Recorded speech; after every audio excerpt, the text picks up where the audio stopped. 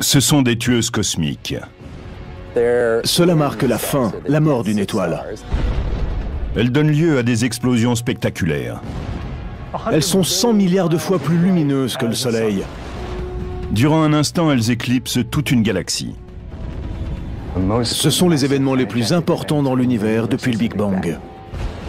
Et en même temps, ce cataclysme cosmique laisse place à une création. Mais si l'une d'entre elles frappait la Terre, la vie s'arrêterait.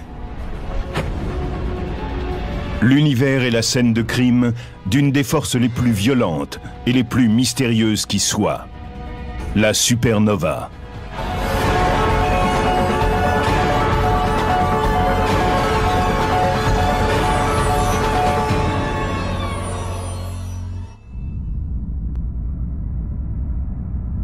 Les supernovas, qui signent de façon sensationnelle la mort des étoiles, produisent les plus grandes déflagrations de l'univers. En fait, seule une minorité d'étoiles explosent, mais celles qui font boum explosent en 1000 morceaux.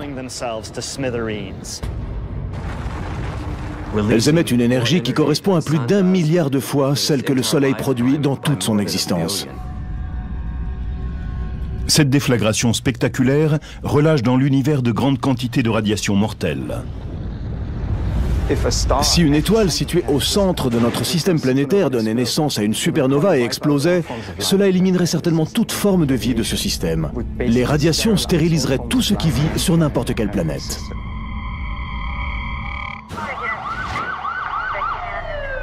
Comme des enquêteurs qui rassembleraient les indices d'un crime cosmique, les scientifiques utilisent dans les règles de l'art les télescopes et la technologie dont ils disposent pour repérer des supernovas et comprendre comment et pourquoi elles surgissent.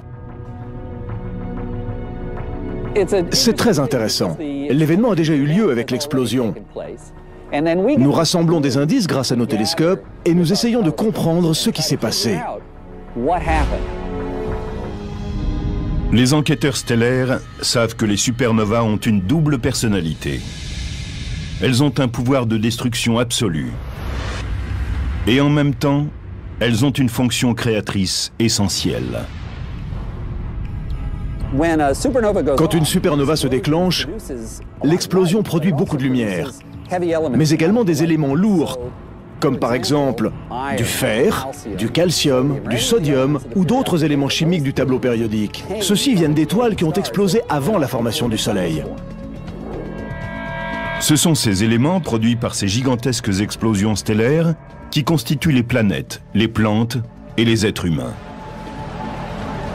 Le calcium de nos os, l'oxygène que nous respirons ont été fabriqués dans les étoiles, puis dispersés dans l'espace.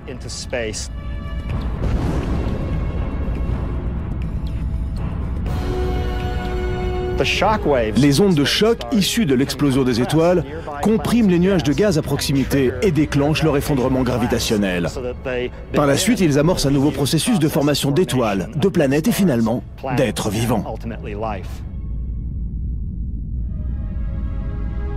Grâce aux indices cosmiques qu'ils ont pu collecter, les spécialistes estiment qu'il se déclenche une grande supernova dans l'univers à chaque seconde. Cela fait quelque chose comme 30 millions par an, et ce depuis les 10 derniers milliards d'années que l'univers existe. L'univers est immense, puisque dans une galaxie type, comme la Voie lactée, on voit apparaître 1 ou 2 supernovas seulement par siècle. Mais personne ne sait quand se déclenchera la prochaine. Nous ne savons absolument pas quand apparaîtra la prochaine. Peut-être demain, ou dans un siècle, ou peut-être était-ce il y a 5 minutes. Impossible de savoir. Si le phénomène est proche, nous verrons dans le ciel un événement très lumineux, peut-être plus lumineux que Vénus, que toutes les planètes, ou même que la Lune, ou plus lumineux peut-être que le Soleil. Si la supernova est trop proche, elle peut détruire toute forme de vie. L'éclair anéantit l'atmosphère et brûle tout. Les astronomes surveillent le ciel en permanence. Ils gardent en toutes circonstances un œil attentif sur 2 étoiles de la Voie lactée susceptibles d'exploser à proximité de la Terre et de provoquer une catastrophe. Lune est située au cœur de la nébuleuse Eta Carina, à près de 9000 années-lumière de notre planète. Nous savons qu'Eta Carina est une étoile dont la masse équivaut sans doute à 100 fois celle du Soleil. Elle a une durée de vie très courte, et il se peut que sa fin soit pour très bientôt.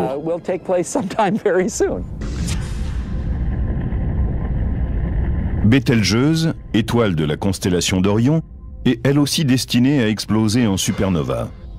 Cette supergéante de couleur rouge fait 15 fois la taille du Soleil, et elle est encore plus près de la Terre qu'Eta Carina. Cette étoile est à environ 500 années-lumière. La supernova sera donc éclatante et spectaculaire. Elle pourra même être observée en plein jour. On ne sait pas quand Bételgeuse explosera. Ce pourrait être cette nuit ou dans 10 000 ans. Nous n'en savons rien. Donc il vaut mieux surveiller chaque nuit parce que ce qui est sûr, c'est que cela se produira.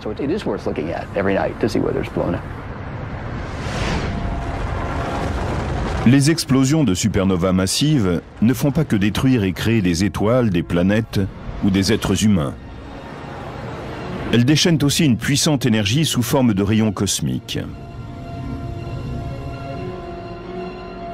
Ces particules très chargées en énergie frappent chaque jour notre planète. Et le plus important, c'est qu'elles ont la capacité de modifier son évolution. Nous vivons dans ce que j'appellerais une écologie galactique perturbée. La galaxie est en pleine éruption. Notre planète risque à tout moment d'être touchée. Les experts disent que ces rayons cosmiques peuvent transformer les êtres vivants. Et ils le font. Nous savons qu'il y a des mutations génétiques quand les rayons cosmiques frappent des éléments vivants, car cela perturbe l'ADN cellulaire. Si une supernova se trouvait à proximité de la Terre, nous recevrions beaucoup plus de rayons cosmiques, 100 000 ou 1 million de fois plus qu'à l'ordinaire. Cela peut provoquer la disparition d'une espèce ancienne, mais aussi le développement de nouvelles espèces. Ainsi, une supernova est-elle un agent de changement aussi bien positif que négatif?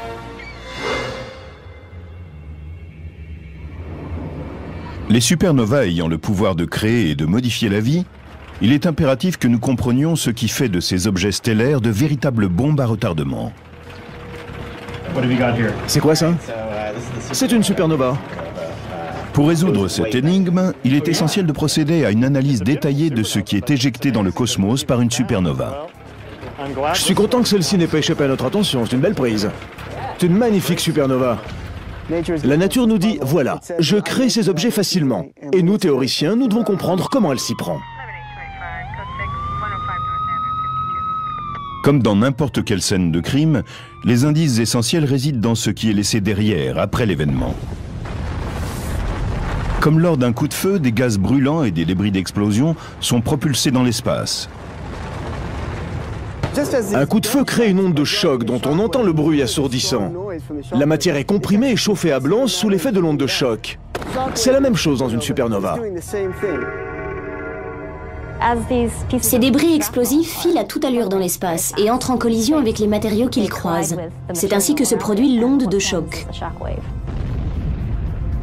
Cette fantastique explosion stellaire lance à travers l'univers une foule d'indices balistiques de la supernova, des débris cosmiques qu'on appelle des rémanents. L'onde de choc continue à avancer dans l'univers et laisse derrière elle ses rémanents. C'est ce qui donne cette image magnifique d'un choc qui se déplace vers l'extérieur. Les gaz qui constituent cette étoile sont éjectés à une vitesse incroyable, 15 000 km par seconde. Et ils créent ainsi une coquille en expansion qui parfois devient immense. Ces phénomènes avancent pendant des milliers d'années, voire des dizaines de milliers d'années. Donc parfois nous pouvons avoir une vision de l'explosion d'une supernova des dizaines de milliers d'années après l'événement. La collision à grande vitesse de débris stellaires dans une onde de choc produit une chaleur intense et une lumière sur des longueurs d'onde invisibles à l'œil humain. Il s'agit d'ondes radio, d'infrarouges, de rayons X et gamma. Par chance pour les astronomes, des instruments sophistiqués basés dans l'espace, comme les télescopes Hubble, Spitzer et Chandra, leur permettent de les voir. Chaque instrument et chaque mode d'observation vous donne un aperçu différent de ce qui se passe. Ensuite, vous essayez de rassembler le tout, et cela devient une entreprise intellectuelle. Comme une empreinte digitale, chaque supernova est unique, et elles peuvent être analysées de différentes façons. Nous pouvons mesurer la luminosité de la supernova, c'est ce que nous appelons sa courbe de lumière. Nous prenons aussi une autre mesure que nous appelons le spectre. Nous capturons la lumière d'une supernova dans un télescope et nous la répartissons à l'aide d'un prisme en un petit arc-en-ciel. Ensuite, nous mesurons la quantité de lumière dans chaque couleur ou pour chaque longueur d'onde. Cette analyse nous apprend beaucoup de choses intéressantes comme la composition chimique de la supernova, sa température, la pression et la densité des gaz, sa vitesse d'expansion. Les informations glanées grâce à la courbe de lumière et au spectre révèlent certaines différences entre les supernovas. C'est comme un travail d'enquêteur. À partir de la courbe de lumière et du spectre, vous disposez de différents indices et vous essayez de comprendre de quel type d'étoile il s'agit, pourquoi elle a explosé, quels éléments sont issus de cette explosion et quels peuvent en être les effets. Au fur et à mesure, nous voyons de mieux en mieux ce qu'était l'étoile à l'origine. À l'heure actuelle, nous pouvons connaître la composition de l'étoile au moment où elle a explosé. En comparant les courbes de lumière et les spectres de centaines de supernovas, les spécialistes ont pu les classer en deux types principaux.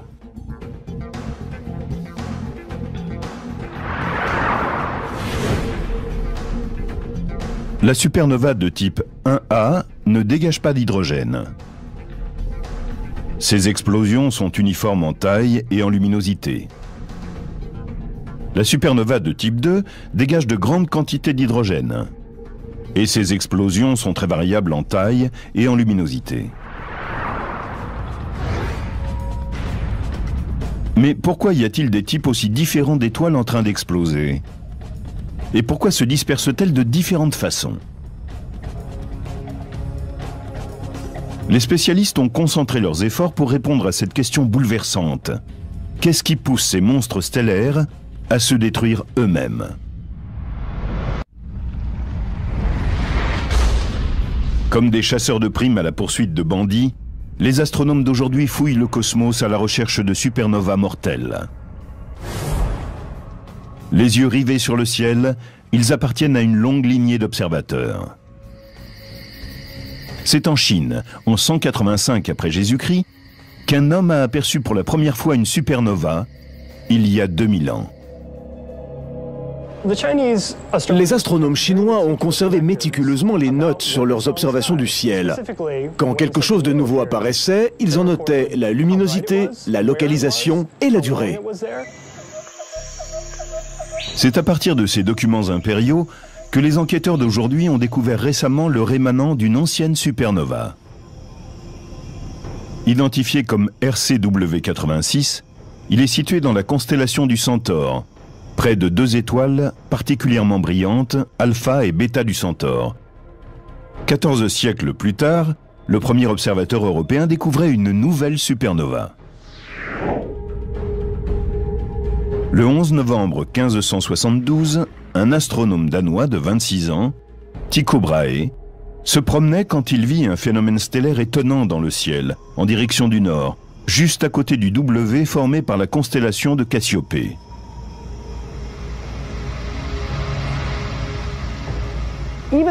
Il l'a vu et il était le plus grand astronome de son temps. Pourtant, il n'en a pas cru ses yeux.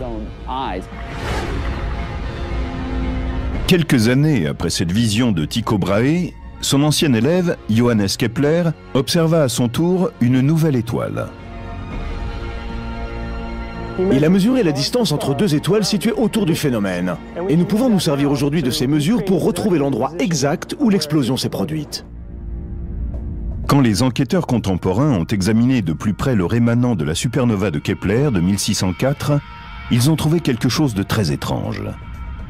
Une analyse précise de la composition chimique des gaz éjectés et en expansion a indiqué qu'il y avait eu deux étoiles qui s'étaient en quelque sorte liguées pour produire une gigantesque explosion.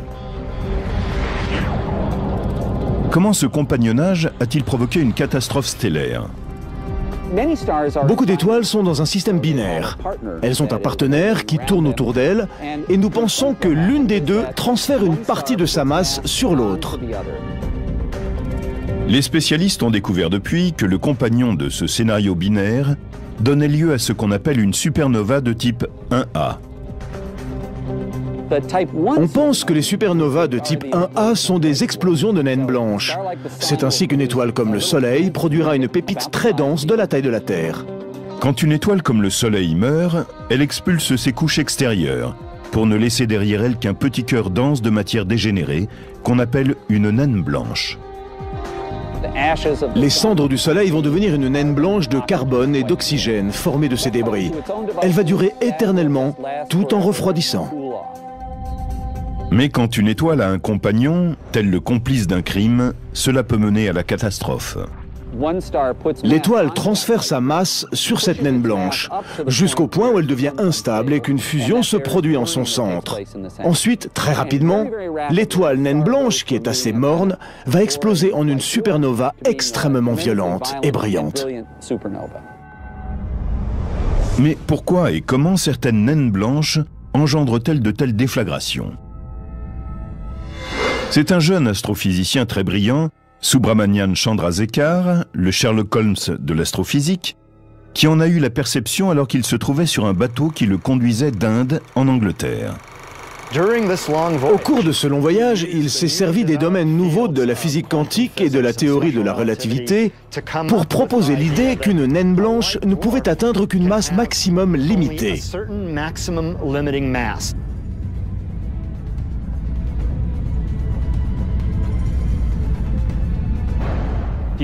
Elle ne peut pas excéder une certaine masse, qui équivaut à 40% de plus que notre Soleil, soit 1,44 fois la masse solaire.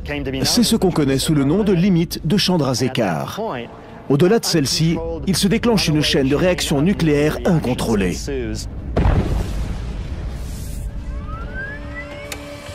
Mais pendant des décennies, les enquêteurs scientifiques se sont demandé comment fonctionnait cette chaîne d'explosion et à quoi elle ressemblait. Les modèles informatiques n'ont jamais pu recréer ce qui semblait arriver dans la nature. Mais en 2006, des astrophysiciens du prestigieux Flash Center de l'Université de Chicago ont littéralement craqué le code.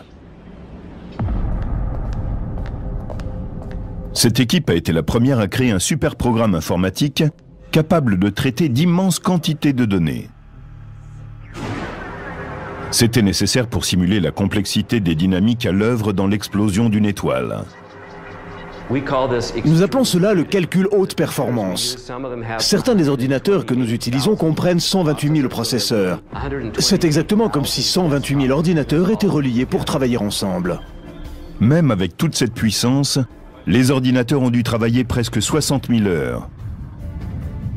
Les astrophysiciens ont décidé de ne pas commencer la simulation de l'explosion au centre même de l'étoile. Si nous avons décidé de commencer plutôt un peu à côté du centre, c'est parce qu'il est très peu probable que la flamme brûle exactement au centre, ou quasiment. Il n'y a pas assez de volume à cet endroit, c'est impossible. D'après cette extraordinaire simulation, il suffit d'une seconde pour qu'une bulle de feu se forme à l'intérieur de l'étoile.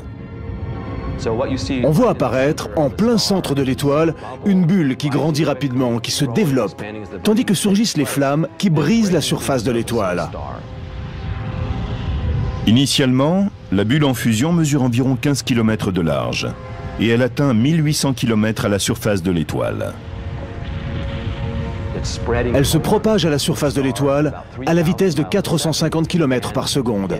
Puis elle arrive au point opposé et produit deux jets très violents. L'un des jets jaillit vers l'extérieur à une vitesse d'environ 60 000 km par seconde. Un autre jet frappe en direction de l'étoile et met le feu à une onde de déflagration que vous venez de voir et qui traverse l'étoile à toute vitesse. Des températures torrides, dépeintes en utilisant une échelle de couleur standard, atteignent la température inimaginable de 1,648 milliard de degrés Celsius. On peut voir le moment où se produit la déflagration et où elle traverse l'étoile en moins d'une demi-seconde. Cette phase d'incendie prend moins de 3 secondes. Les analyses révèlent que les supernovas de type 1A sont toutes étonnamment similaires par leur taille et leur éclat. Cette explosion équivaut à la déflagration complète d'une masse comme celle du Soleil. Cette simulation par ordinateur, révolutionnaire, montre pour la première fois comment se produit une explosion dans une supernova de type 1A. Mais cela semble être radicalement différent pour une supernova de type 2. En examinant des débris stellaires, un spécialiste a estimé qu'une supernova de type 2 n'était pas liée à une explosion de naines blanches, mais bien plutôt à celle d'une étoile massive en train de mourir, une étoile dont la masse serait 10 fois celle du Soleil. Mais comment fonctionnent ces méga-explosions? La réponse à cette énigme cosmique est arrivée au milieu du XXe siècle, quand des chasseurs de supernovas ont pour la première fois de l'histoire scruté systématiquement les étendues intergalactiques à la recherche de gigantesques étoiles en train d'exploser.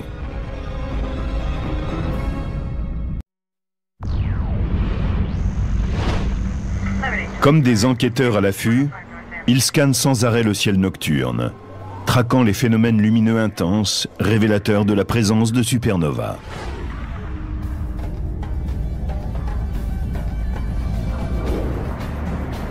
Pour assurer cette surveillance, ils utilisent un éventail impressionnant de télescopes de haute technologie, dispersés à travers le globe.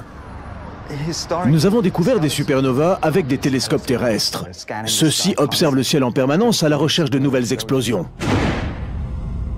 La chasse aux supernovas a commencé dans les années 1930. L'astrophysicien franc-tireur Fritz Zwicky a lancé les opérations. Il a été le premier à pratiquer une recherche méthodique, à créer un catalogue et à dénombrer les nouvelles étoiles ainsi que celles qui explosaient. C'est un véritable pionnier de la recherche d'étoiles en train d'exploser. Il a ensuite voulu comprendre ce qu'elles étaient du point de vue de la physique. Des astrophysiciens novateurs ont émis l'idée que ces événements spectaculaires étaient des explosions d'étoiles entières.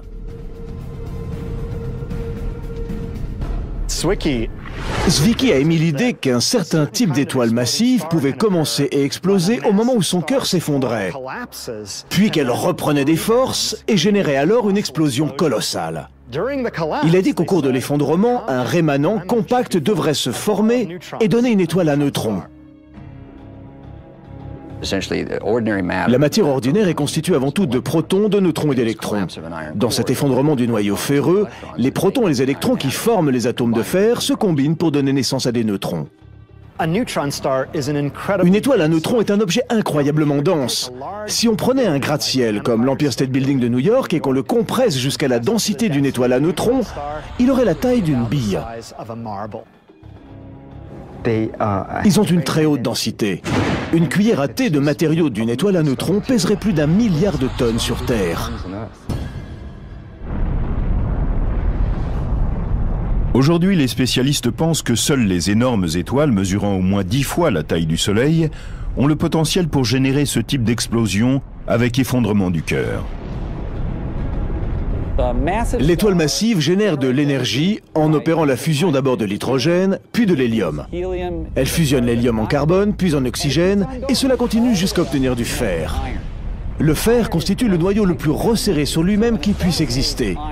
Donc, quand une étoile a fabriqué du fer, c'est vraiment la fin.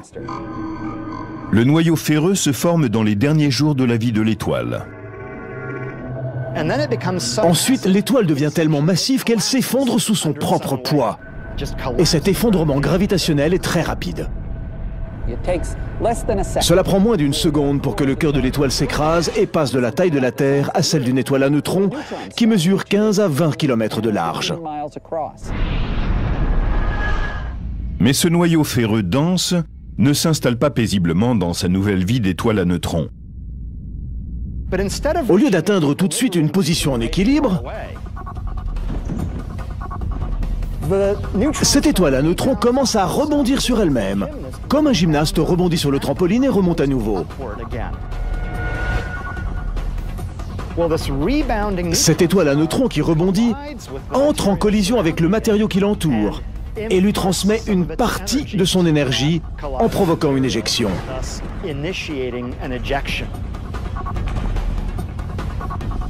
Pourtant, contrairement aux gymnastes pour qui finalement la gravité l'emporte et le ramène sur Terre,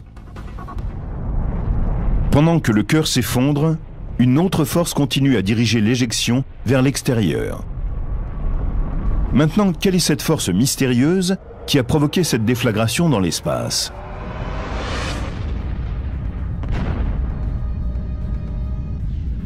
Les spécialistes ont calculé que pour qu'une explosion réussisse, il fallait encore un élément. Et ils ont soupçonné les neutrinos, ces particules fantômes de charge nulle, dont on devine l'existence, mais qui n'ont jamais été observées. Les astrophysiciens pensent qu'au cours de l'effondrement du cœur, les électrons sont poussés si près des protons dans les noyaux des atomes qu'ils se combinent pour devenir des neutrons. Et dans ce processus, ils libèrent ces minuscules particules mystérieuses, les neutrinos. Les neutrinos sont un type de particules très intéressantes. Ils n'ont aucune charge électrique, donc ils n'interagissent pas avec la lumière. Ils n'entrent en action qu'avec ce que les physiciens appellent la force faible. Et le nom est bien choisi. Il signifie que ces particules peuvent traverser la Terre sans encombre. Ils peuvent traverser des blocs importants de matière. Ils sont comme des fantômes. Ils traversent les objets.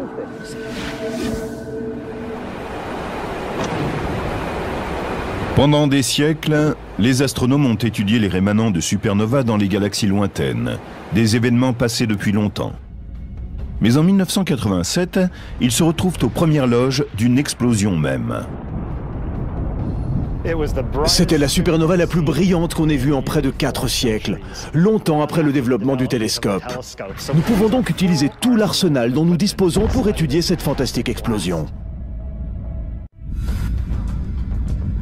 En 1987, a lieu non loin de notre galaxie, l'événement stellaire le plus fantastique depuis l'invention du télescope. Le premier à en être témoin est le jeune astronome chilien Oscar Duhalde. Cette chance pour lui et pour l'astronomie se produit dans la nuit du 23 février 1987.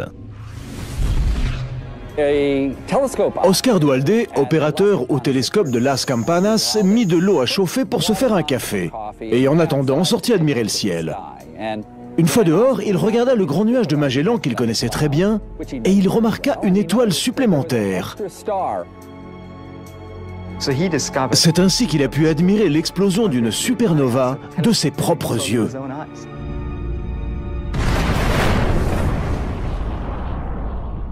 Quand une étoile explose, les astrophysiciens, comme des enquêteurs sur un crime, savent que les premières heures sont critiques.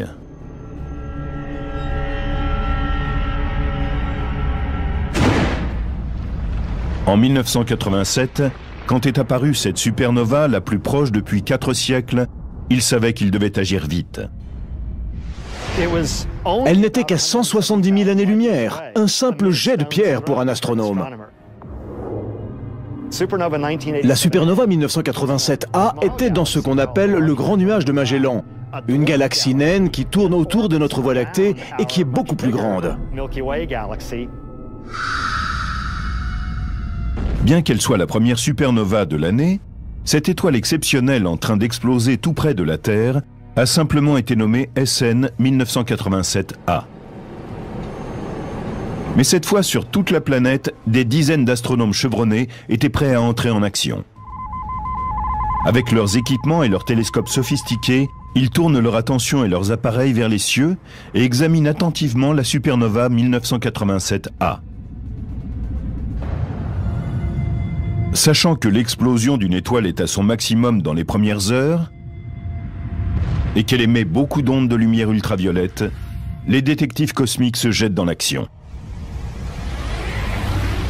Nous avons vu de la matière se déplacer extrêmement vite, à 1/10 de la vitesse de la lumière. C'était l'étoile qui était en train d'exploser. Les scientifiques avaient leur explosion, maintenant ils voulaient connaître le nom de la victime. Ils ont compulsé un catalogue qui recense toutes les étoiles connues et leur position dans le ciel. Et ils sont tombés sur celle qu'ils cherchaient. Ils ont trouvé quelle était l'étoile en train d'exploser. Elle s'appelait SK-60202. Ils ont aussi pu déterminer qu'il s'agissait d'une énorme étoile, dont la masse était 20 fois celle du Soleil. En examinant la preuve spectrale, les scientifiques ont pu voir de fortes lignes d'hydrogène. SN 1987A portait les marques distinctives d'un effondrement du cœur d'une supernova de type 2. Mais pour confirmer leurs soupçons et prouver cette théorie de l'effondrement du cœur, il fallait trouver un élément supplémentaire. Les spécialistes avaient besoin de neutrinos, ces particules fantômes dont ils avaient prévu qu'elles seraient libérées pendant l'explosion.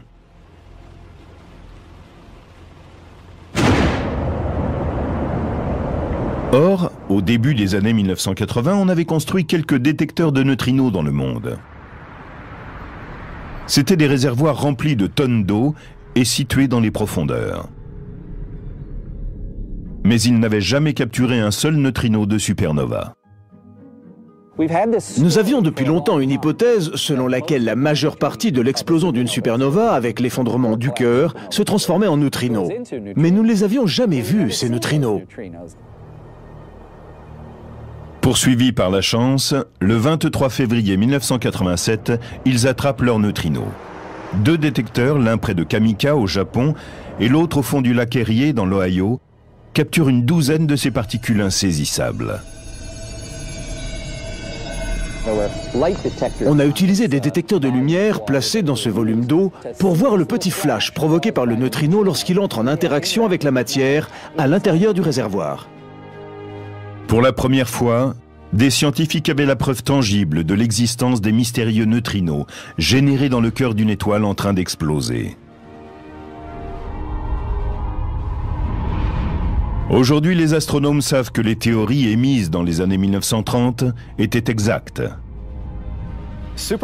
La supernova 1987A a montré sans le moindre doute que le noyau de fer massif de l'étoile s'était effondré et avait formé une étoile à neutrons parce qu'au cours du processus, une foule de neutrinos avait été créée. Avec le déploiement dans l'espace de puissants télescopes, les astronomes ont pu travailler dans le sillage des découvertes étonnantes liées à la supernova 1987A.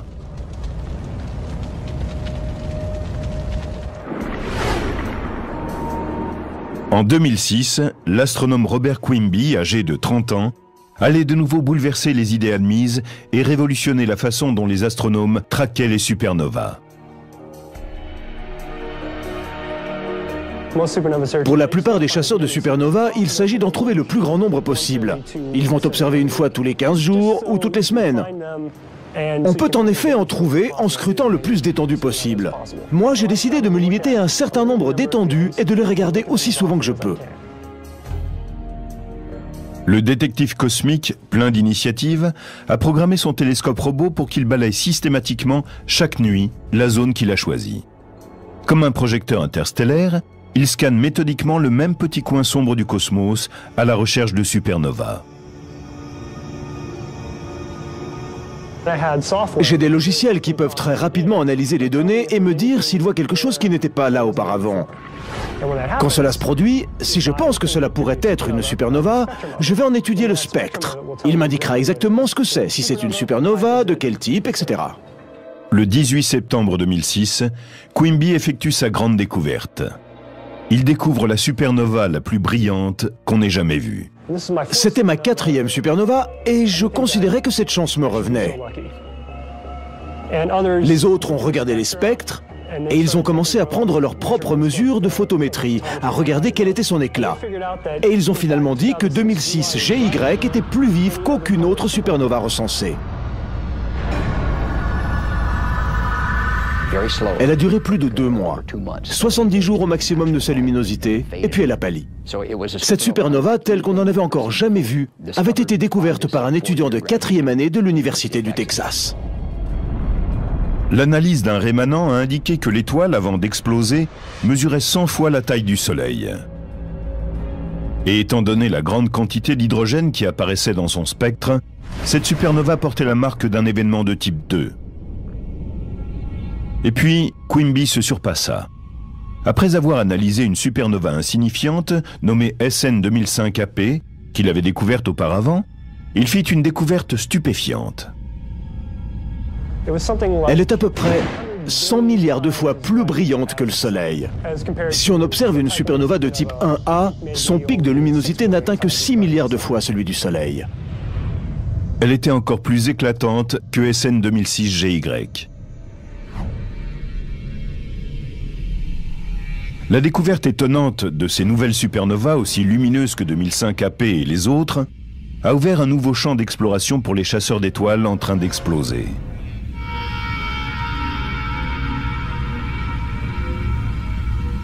Notre idée de base, c'est que tout cela est peut-être lié au sursaut de rayons gamma. Les rayons gamma sont la forme la plus puissante de lumière que l'on connaisse dans l'univers. En analysant les supernovas, les enquêteurs ont été plus proches que jamais de résoudre certaines énigmes déconcertantes du cosmos. Comment l'une peut-elle produire des rayons gamma et l'autre n'être qu'une supernova ordinaire? Cela demeure un grand mystère.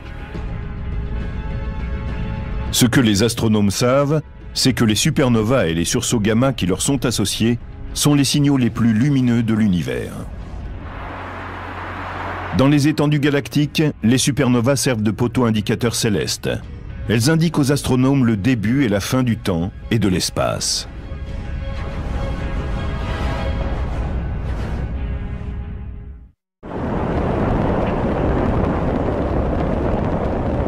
Le puissant satellite Swift de la NASA, lancé en 2004, a été spécifiquement conçu pour balayer le ciel et détecter les sursauts gamma dans l'univers.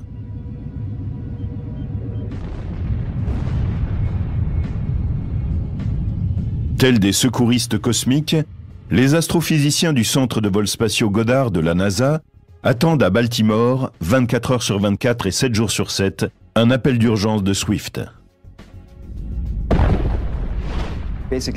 Moins de 2 minutes après que Swift ait découvert un sursaut gamma, le satellite envoie des emails directement sur nos BlackBerry. Quand une supernova récente, recensée comme SN 2006 AJ, est apparue, le satellite Swift a capturé les rayons gamma qu'elle avait générés. Ce sursaut gamma était très intéressant, en particulier parce qu'il était de très longue durée. En général, c'est un phénomène qui dure très peu de temps, entre une fraction de seconde et quelques secondes. Mais celui-ci a été visible pendant environ 35 minutes. Et 3 jours plus tard, nous avons vu exploser une supernova au même endroit. C'est la solution d'un des grands mystères des sursauts gamma. Nous avons découvert que certains d'entre eux étaient liés à des étoiles en train d'exploser. Aujourd'hui, les astronomes observent des centaines de supernovas et les sursauts gamma mortels qu'elles génèrent. Dans les étendues cosmiques, les spécialistes utilisent ces poteaux indicateurs stellaires pour établir les limites et l'ampleur de l'univers. On peut se servir des supernovas pour explorer l'univers parce qu'elles sont très faibles et très lointaines. Avec elles, on peut étudier les courbures, l'espace, le temps et tout le cosmos. Par exemple, si vous êtes sur une autoroute déserte et que vous regardez les phares d'une voiture, vous pouvez dire celles qui sont proches et celles qui sont éloignées en fonction de l'éclat de leurs phares. Celles qui sont proches brillent plus que celles qui sont plus loin. En mesurant systématiquement à quelle distance sont les objets, on peut connaître la taille, l'âge, la forme, l'histoire et l'avenir de l'univers. Il s'avère que ce sont les supernovas de type 1A qui s'y prêtent le mieux. Ce qui est vraiment intéressant à propos des supernovas de type 1A, celles qui sont des naines blanches en train d'exploser, c'est qu'il y a cette masse fixe, cette masse de Chandrasekhar qui indique l'amplitude de l'explosion et la quantité de matière concernée. La conséquence, c'est que beaucoup d'entre elles ont plus ou moins la même luminosité. Si l'explosion d'une supernova de type 1A produit toujours la même quantité de lumière, alors nous pouvons, en mesurant sa luminosité, savoir à quelle distance elle se trouve. C'est le principe de la bougie standard. Les supernovas de type A sont comme des bougies standards. Elles ont toutes la même puissance et le même pic de luminosité. Lorsque vous les observez de distances différentes, elles semblent avoir une luminosité différente. Elles ont l'air plus faibles si elles sont plus loin et plus brillantes si elles sont plus proches. Ainsi, quand nous trouvons une supernova de type 1A dans une galaxie lointaine, nous mesurons sa luminosité apparente. Et en la comparant avec la puissance d'une supernova de type A plus proche et déjà recensée, nous pouvons déterminer à quelle distance est la première supernova et par conséquent sa galaxie. Cette technique novatrice a aussi conduit les enquêteurs cosmiques à quelques conclusions radicales. On peut, à partir de la distance des supernovas, comprendre l'activité de l'univers et son âge. Nous savons maintenant, grâce à différents indices, qu'il a un peu moins de 14 milliards d'années. Mais surtout, nous avons découvert qu'il était en train d'accélérer, alors que nous pensions qu'il ralentissait sous l'emprise des matériaux gravitationnels. Cette découverte a provoqué une véritable révolution intellectuelle. Comme si, quand on lançait une balle vers le plafond, elle revenait dans la main, puis retournait vers le plafond de plus en plus vite. Tous les manuels d'astronomie disaient que l'univers allait ralentir. La gravité devait freiner le rythme d'expansion. Mais ces résultats ont montré qu'au lieu de ralentir, il était en fait en train de s'élargir de plus en plus vite.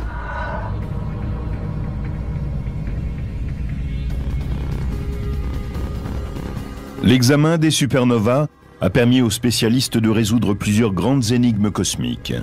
Ils pensent qu'en continuant à observer les indices laissés par les étoiles massives en train d'exploser, ils pourront apporter des réponses à de nouvelles énigmes. Aujourd'hui, les spécialistes savent qu'un jour prochain, chacun d'entre nous pourrait être le témoin de la force incroyable d'une supernova. Notre galaxie a une largeur de 100 000 années-lumière. Cela veut dire que la lumière d'un millier de supernovas se dirige vers nous. Certaines pourraient même venir de notre Voie lactée. Dans notre galaxie, nous nous attendons à avoir une moyenne de 2 explosions de supernovas par siècle. Le problème, c'est que la dernière supernova que nous ayons vue date d'à peu près 4 siècles. Notre galaxie a pris beaucoup de retard. Si cela surgissait dans notre galaxie, nous serions comme Tycho Brahe, Kepler, Chandrasekhar et Zwicky, témoins de la force à la fois la plus destructrice et la plus créatrice de l'univers. La supernova.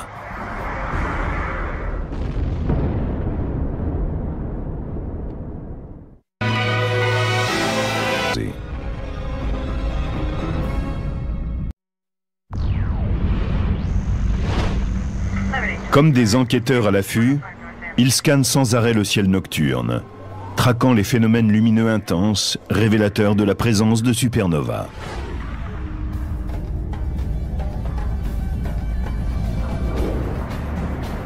Pour assurer cette surveillance, ils utilisent un éventail impressionnant de télescopes de haute technologie, dispersés à travers le globe.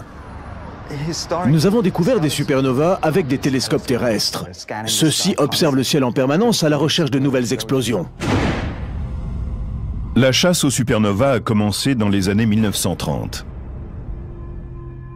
L'astrophysicien franc-tireur Fritz Zwicky a lancé les opérations. Il a été le premier à pratiquer une recherche méthodique, à créer un catalogue et à dénombrer les nouvelles étoiles ainsi que celles qui explosaient.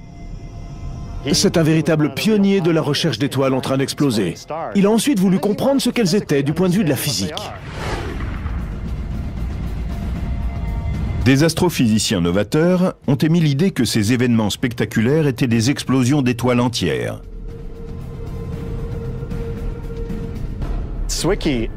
Zwicky a émis l'idée qu'un certain type d'étoile massive pouvait commencer et exploser au moment où son cœur s'effondrait, puis qu'elle reprenait des forces et générait alors une explosion colossale. Il a dit qu'au cours de l'effondrement, un rémanent compact devrait se former et donner une étoile à neutrons. La matière ordinaire est constituée avant tout de protons, de neutrons et d'électrons. Dans cet effondrement du noyau ferreux, les protons et les électrons qui forment les atomes de fer se combinent pour donner naissance à des neutrons. Une étoile à neutrons est un objet incroyablement dense. Si on prenait un gratte-ciel comme l'Empire State Building de New York et qu'on le compresse jusqu'à la densité d'une étoile à neutrons, il aurait la taille d'une bille. Ils ont une très haute densité. Une cuillère à thé de matériaux d'une étoile à neutrons pèserait plus d'1 milliard de tonnes sur Terre.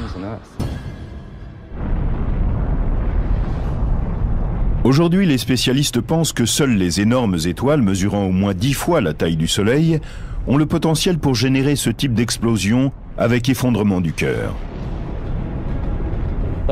L'étoile massive génère de l'énergie en opérant la fusion d'abord de l'hydrogène, puis de l'hélium. Elle fusionne l'hélium en carbone, puis en oxygène, et cela continue jusqu'à obtenir du fer. Le fer constitue le noyau le plus resserré sur lui-même qui puisse exister. Donc, quand une étoile a fabriqué du fer, c'est vraiment la fin. Le noyau ferreux se forme dans les derniers jours de la vie de l'étoile. Ensuite, l'étoile devient tellement massive qu'elle s'effondre sous son propre... Et personne ne sait quand se déclenchera la prochaine. Nous ne savons absolument pas quand apparaîtra la prochaine. Peut-être demain, ou dans un siècle, ou peut-être était-ce il y a 5 minutes. Impossible de savoir.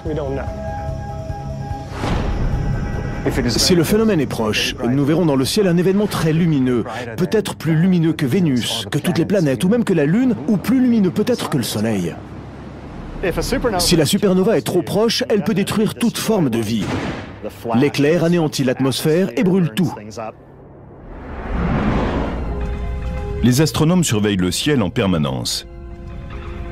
Ils gardent en toutes circonstances un œil attentif sur 2 étoiles de la Voie lactée, susceptibles d'exploser à proximité de la Terre et de provoquer une catastrophe. L'une est située au cœur de la nébuleuse Eta Carina, à près de 9000 années-lumière de notre planète. Nous savons qu'Eta Carina est une étoile dont la masse équivaut sans doute à 100 fois celle du Soleil. Elle a une durée de vie très courte, et il se peut que sa fin soit pour très bientôt.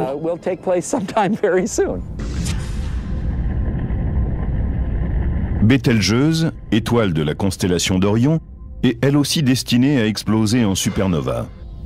Cette supergéante de couleur rouge fait 15 fois la taille du Soleil, et elle est encore plus près de la Terre qu'Eta Carina. Cette étoile est à environ 500 années-lumière.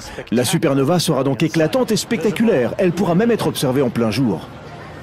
On ne sait pas quand Bételgeuse explosera. Ce pourrait être cette nuit ou dans 10 000 ans. Nous n'en savons rien. Donc, il vaut mieux surveiller chaque nuit parce que ce qui est sûr, c'est que cela se produira.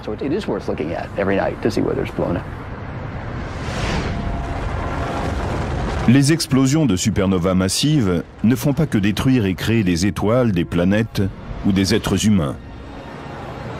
Elles déchaînent aussi une puissante énergie sous forme de rayons cosmiques. Ces particules très chargées en énergie frappent chaque jour notre planète. Et le plus important, c'est qu'elles ont la capacité de modifier son évolution. Nous vivons dans ce que j'appellerais une écologie galactique perturbée. La galaxie est en pleine éruption. Notre planète risque à tout moment d'être touchée. Les experts disent que ces rayons cosmiques peuvent transformer les êtres vivants. Et ils le font. Nous savons qu'il y a des mutations génétiques quand les rayons cosmiques frappent des éléments vivants, car cela perturbe l'ADN cellulaire. Si une supernova se trouvait à proximité de la Terre, nous recevrions beaucoup plus de rayons cosmiques, 100 000 ou 1 million de fois plus qu'à l'ordinaire. Cela peut provoquer la disparition d'une espèce ancienne, mais aussi le développement de nouvelles espèces. Supernova, avec l'effondrement du cœur, se transformait en neutrinos. Mais nous ne les avions jamais vus, ces neutrinos. Poursuivis par la chance, le 23 février 1987, ils attrapent leurs neutrinos. 2 détecteurs, l'un près de Kamika au Japon et l'autre au fond du lac Erie dans l'Ohio, capturent une douzaine de ces particules insaisissables. On a utilisé des détecteurs de lumière placés dans ce volume d'eau pour voir le petit flash provoqué par le neutrino lorsqu'il entre en interaction avec la matière à l'intérieur du réservoir. Pour la première fois, des scientifiques avaient la preuve tangible de l'existence des mystérieux neutrinos générés dans le cœur d'une étoile en train d'exploser. Aujourd'hui, les astronomes savent que les théories émises dans les années 1930 étaient exactes. La supernova 1987A a montré sans le moindre doute que le noyau de fer massif de l'étoile s'était effondré et avait formé une étoile à neutrons parce qu'au cours du processus, une foule de neutrinos avait été créée. Avec le déploiement dans l'espace de puissants télescopes, les astronomes ont pu travailler dans le sillage des découvertes étonnantes liées à la supernova 1987A.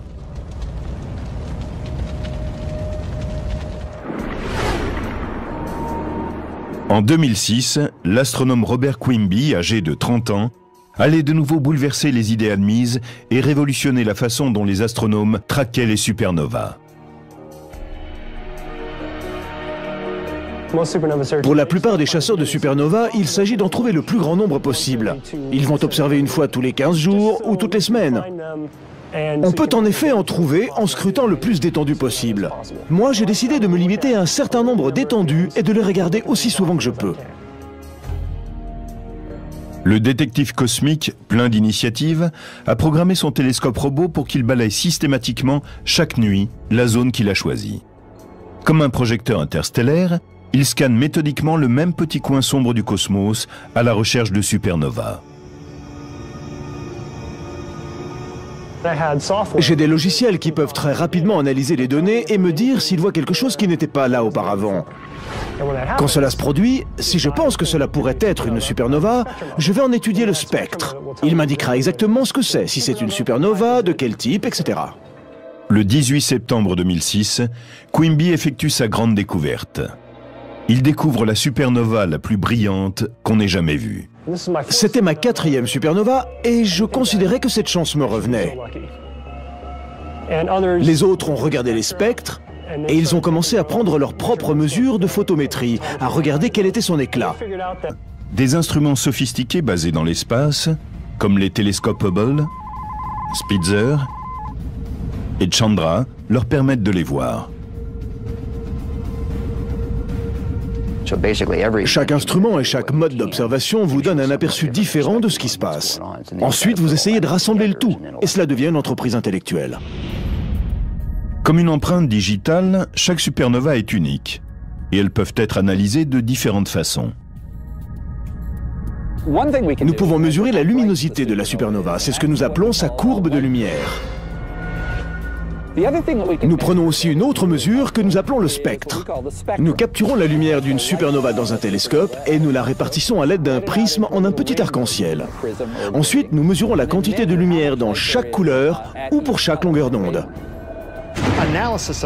Cette analyse nous apprend beaucoup de choses intéressantes comme la composition chimique de la supernova, sa température, la pression et la densité des gaz, sa vitesse d'expansion.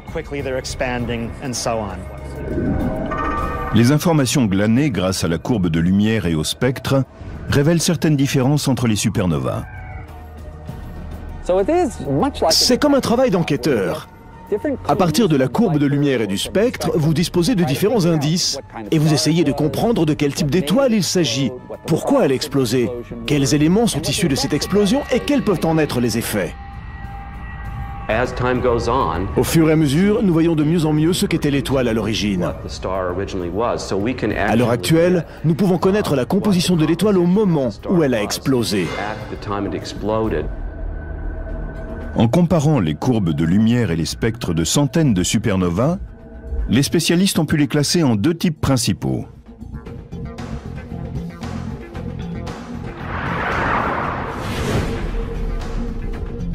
La supernova de type 1A ne dégage pas d'hydrogène.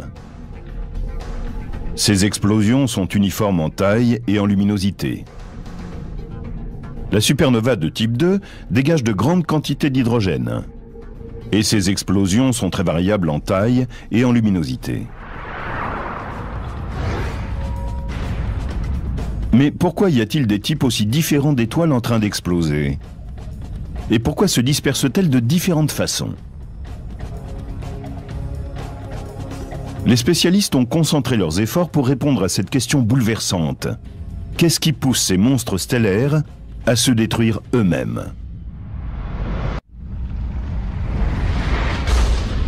Comme des chasseurs de primes à la poursuite de bandits, les astronomes d'aujourd'hui fouillent le cosmos à la recherche de supernovas mortelles. Les yeux rivés sur le ciel, ils appartiennent à une longue lignée... Et ce, depuis les 10 derniers milliards d'années que l'univers existe. L'univers est immense, puisque dans une galaxie type, comme la Voie lactée, on voit apparaître 1 ou 2 supernovas seulement par siècle. Mais personne ne sait quand se déclenchera la prochaine. Nous ne savons absolument pas quand apparaîtra la prochaine. Peut-être demain, ou dans un siècle, ou peut-être était-ce il y a 5 minutes. Impossible de savoir. Si le phénomène est proche, nous verrons dans le ciel un événement très lumineux, peut-être plus lumineux que Vénus, que toutes les planètes, ou même que la Lune, ou plus lumineux peut-être que le Soleil. Si la supernova est trop proche, elle peut détruire toute forme de vie. L'éclair anéantit l'atmosphère et brûle tout. Les astronomes surveillent le ciel en permanence. Ils gardent en toutes circonstances un œil attentif sur 2 étoiles de la Voie lactée, susceptibles d'exploser à proximité de la Terre et de provoquer une catastrophe. L'une est située au cœur de la nébuleuse Eta Carina, à près de 9000 années-lumière de notre planète. Nous savons qu'Eta Carina est une étoile dont la masse équivaut sans doute à 100 fois celle du Soleil. Elle a une durée de vie très courte, et il se peut que sa fin soit pour très bientôt.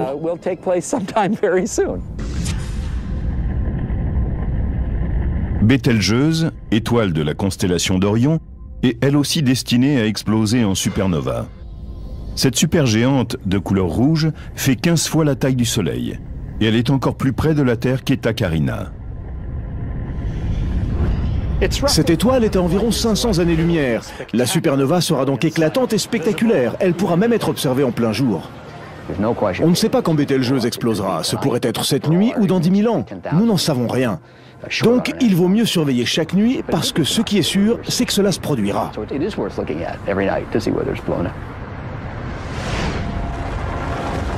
Les explosions de supernovas massives ne font pas que détruire et créer des étoiles, des planètes ou des êtres humains. Elles déchaînent aussi une puissante énergie sous forme de rayons cosmiques. Ces particules très chargées en énergie frappent chaque jour notre planète. Et le plus important, c'est qu'elles ont la capacité de modifier son évolution. Nous vivons dans ce que j'appellerais une écologie galactique perturbée. La galaxie est en pleine éruption. Notre planète risque à tout moment d'être touchée. Les experts disent que ces rayons cosmiques peuvent transformer les êtres vivants. Et ils le font. Nous savons qu'il y a des mutations génétiques quand les rayons... Ces particules très chargées en énergie frappent chaque jour notre planète. Et le plus important, c'est qu'elles ont la capacité de modifier son évolution. Nous vivons dans ce que j'appellerais une écologie galactique perturbée. La galaxie est en pleine éruption. Notre planète risque à tout moment d'être touchée. Les experts disent que ces rayons cosmiques peuvent transformer les êtres vivants. Et ils le font. Nous savons qu'il y a des mutations génétiques quand les rayons cosmiques frappent des éléments vivants, car cela perturbe l'ADN cellulaire. Si une supernova se trouvait à proximité de la Terre, nous recevrions beaucoup plus de rayons cosmiques, 100 000 ou 1 million de fois plus qu'à l'ordinaire. Cela peut provoquer la disparition d'une espèce ancienne, mais aussi le développement de nouvelles espèces. Ainsi, une supernova est-elle un agent de changement aussi bien positif que négatif?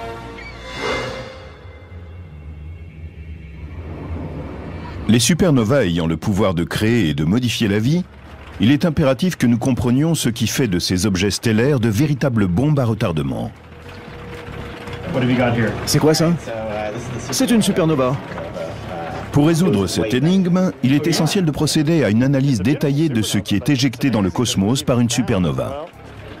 Je suis content que celle-ci n'ait pas échappé à notre attention, c'est une belle prise. C'est une magnifique supernova. La nature nous dit, voilà, je crée ces objets facilement. Et nous, théoriciens, nous devons comprendre comment elle s'y prend. Comme dans n'importe quelle scène de crime, les indices essentiels résident dans ce qui est laissé derrière, après l'événement. Comme lors d'un coup de feu, des gaz brûlants et des débris d'explosion sont propulsés dans l'espace.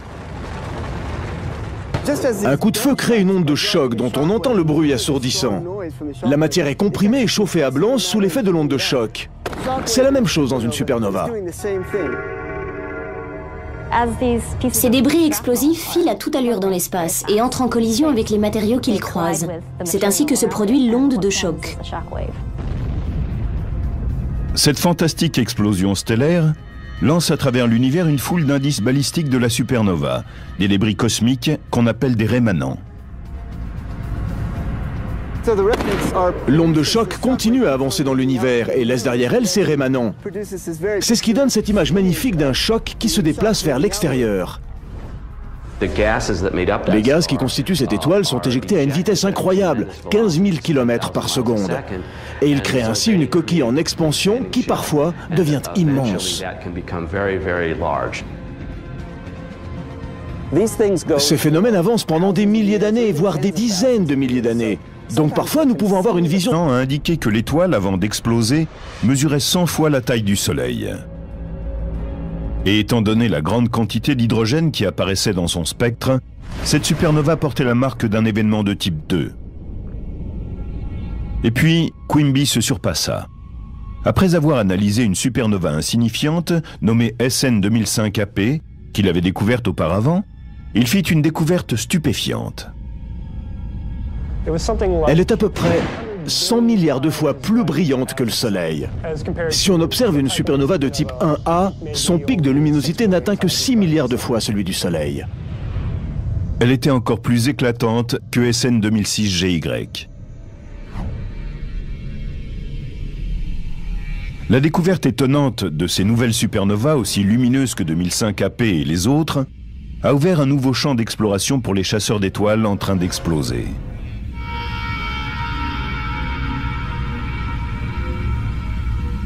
Notre idée de base, c'est que tout cela est peut-être lié au sursaut de rayons gamma. Les rayons gamma sont la forme la plus puissante de lumière que l'on connaisse dans l'univers.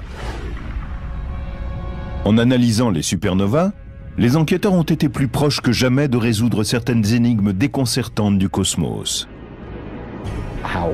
Comment l'une peut-elle produire des rayons gamma et l'autre n'être qu'une supernova ordinaire? Cela demeure un grand mystère. Ce que les astronomes savent, c'est que les supernovas et les sursauts gamma qui leur sont associés sont les signaux les plus lumineux de l'univers. Dans les étendues galactiques, les supernovas servent de poteaux indicateurs célestes. Elles indiquent aux astronomes le début et la fin du temps et de l'espace.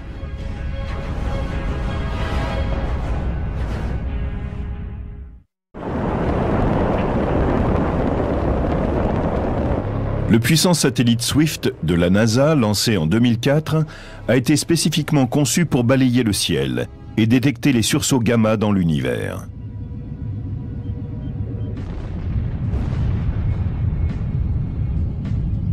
Tels des secouristes cosmiques, les astrophysiciens du centre de vols spatiaux Goddard de la NASA attendent à Baltimore, 24 heures sur 24 et 7 jours sur 7, un appel d'urgence de Swift.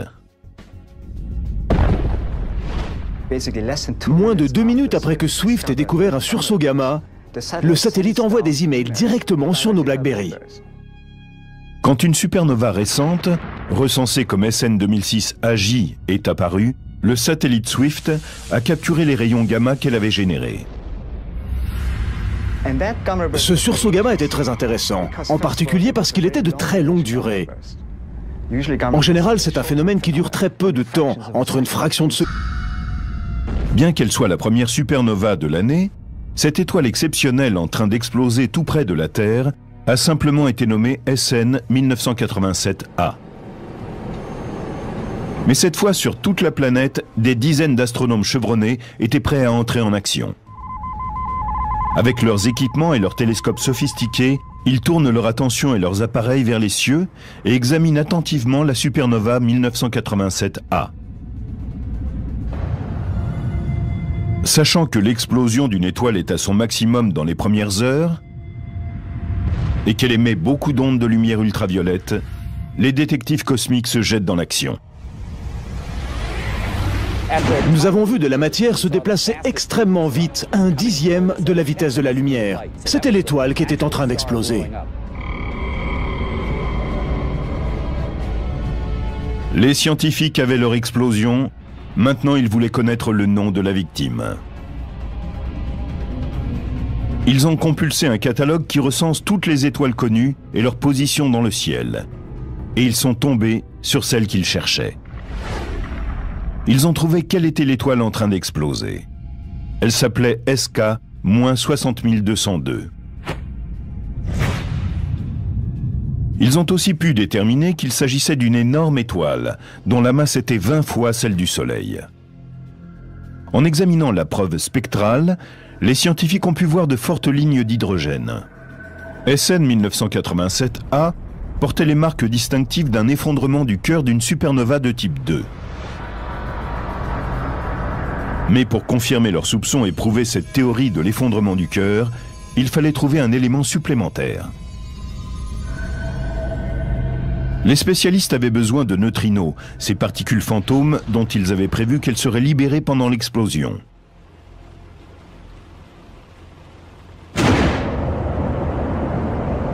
Or, au début des années 1980, on avait construit quelques détecteurs de neutrinos dans le monde. C'étaient des réservoirs remplis de tonnes d'eau et situés dans les profondeurs. Mais ils n'avaient jamais capturé un seul neutrino de supernova. Nous avions depuis longtemps une hypothèse selon laquelle la majeure partie de l'explosion d'une supernova avec l'effondrement du cœur se transformait en neutrinos. Mais nous ne les avions jamais vus, ces neutrinos. Poursuivis par la chance, le 23 février 1987, ils attrapent leurs neutrinos. 2 détecteurs, l'un près de Kamika au Japon et l'autre au fond du lac Erie dans l'Ohio, capturent une douzaine de ces particules insaisissables. On a utilisé des détecteurs de lumière placés.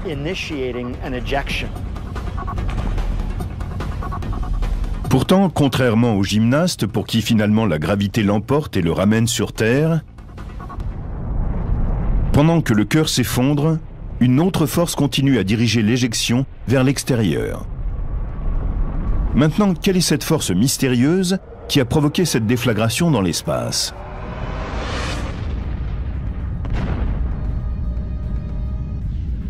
Les spécialistes ont calculé que pour qu'une explosion réussisse, il fallait encore un élément. Et ils ont soupçonné les neutrinos, ces particules fantômes de charge nulle, dont on devine l'existence, mais qui n'ont jamais été observées. Les astrophysiciens pensent qu'au cours de l'effondrement du cœur, les électrons sont poussés si près des protons dans les noyaux des atomes qu'ils se combinent pour devenir des neutrons. Et dans ce processus, ils libèrent ces minuscules particules mystérieuses, les neutrinos. Les neutrinos sont un type de particules très intéressantes. Ils n'ont aucune charge électrique, donc ils n'interagissent pas avec la lumière. Ils n'entrent en action qu'avec ce que les physiciens appellent la force faible. Et le nom est bien choisi. Il signifie que ces particules peuvent traverser la Terre sans encombre. Ils peuvent traverser des blocs importants de matière. Ils sont comme des fantômes. Ils traversent les objets.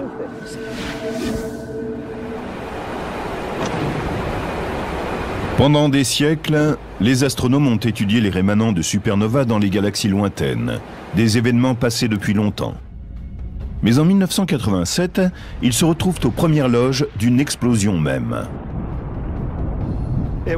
C'était la supernova la plus brillante qu'on ait vue en près de 4 siècles, longtemps après le développement du télescope. Nous pouvons donc utiliser tout l'arsenal dont nous disposons pour étudier cette fantastique explosion. En 1987, a lieu non loin de notre galaxie, l'événement stellaire le plus fantastique depuis l'invention du télescope. Le premier à en être témoin est le jeune astronome chilien Oscar Duhalde.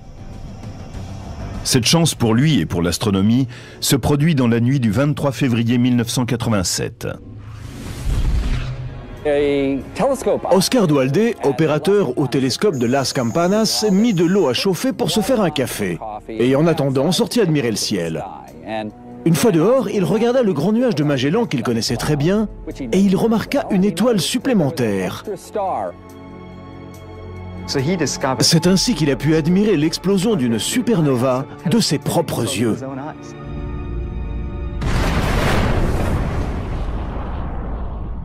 Quand une étoile explose, les astrophysiciens, comme des enquêteurs sur un crime, il a mesuré la distance entre 2 étoiles situées autour du phénomène.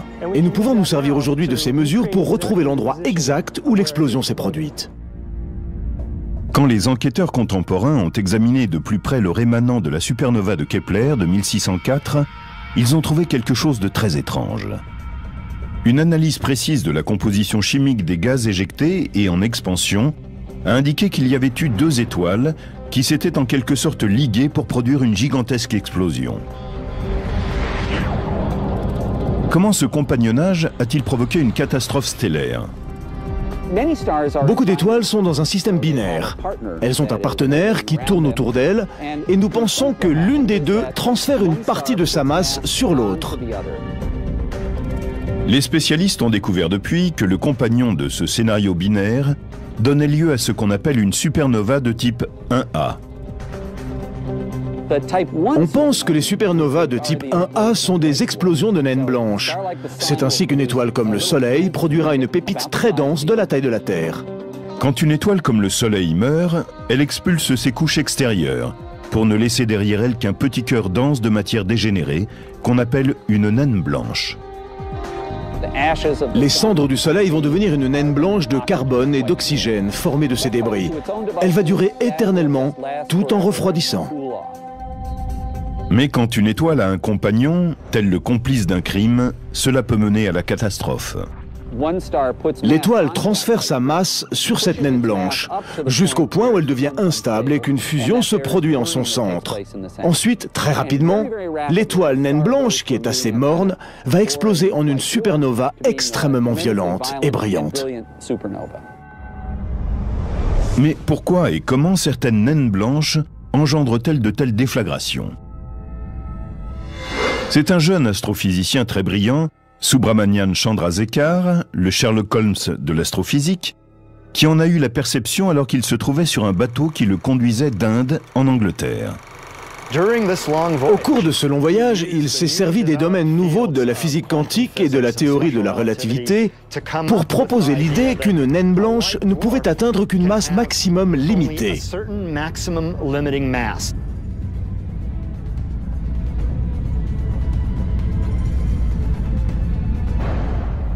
Elle ne peut pas excéder une certaine masse, qui équivaut à 40% de plus que notre Soleil, soit 1,44 fois la masse solaire. C'est ce qu'on connaît sous le nom de limite de Chandrasekhar. Au-delà de celle-ci, il se déclenche une chaîne de réactions nucléaires incontrôlées.